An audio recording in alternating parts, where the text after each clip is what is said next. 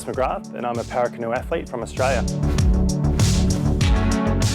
So my disability is a bilateral leg amputee. I had an incident in 2012 in Afghanistan. I was serving with the Australian Army and I stood on an improvised explosive device or a homemade landmine.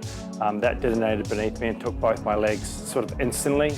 Through that process of healing and surgery and recovery, I knew that my legs weren't coming back.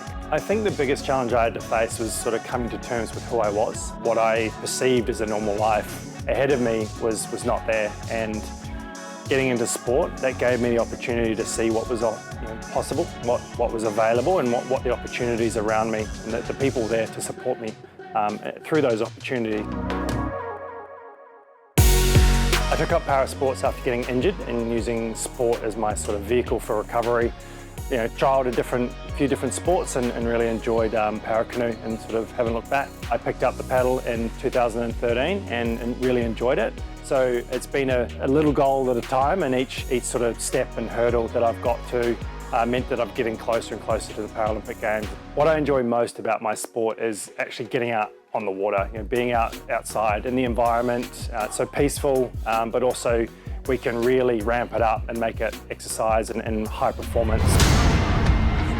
The feeling I got when I crossed the line in Rio, winning that gold medal, was not one I expected. I expected joy and celebration, but what I actually got was this huge wave of relief. The relief, I think, was a culmination of how much work and recovery and time and effort that myself and my support team had put into me, and it had all paid off. I competed at the Tokyo Paralympic Games. I competed in 2 boats. I competed in a kayak, and I also competed in the VAR canoe, the V1.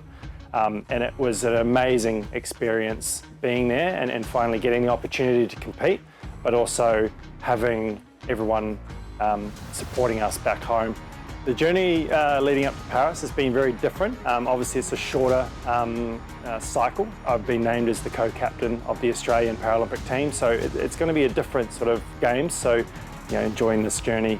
My expectations for Paris, so I'd love to be on the podium for both boats again. I know that there's a lot of new faces out there and a lot of people that have put in a hell of a lot of work. You can only go out there and do your best, so I'm just going to be excited to be there. Para sport and para canoe really changed my life because it gave me a purpose. It gave me an opportunity to get outside. Not every disabled person needs to be a Paralympian, but I think we all need to be fit and healthy. We need to be active. We need to be connected to our community. I think para sport can do that for everyone, and but even for people not living with a disability, be involved with para sport, to volunteer, to support, to get involved, and I think you'll learn a lot from a person with a disability.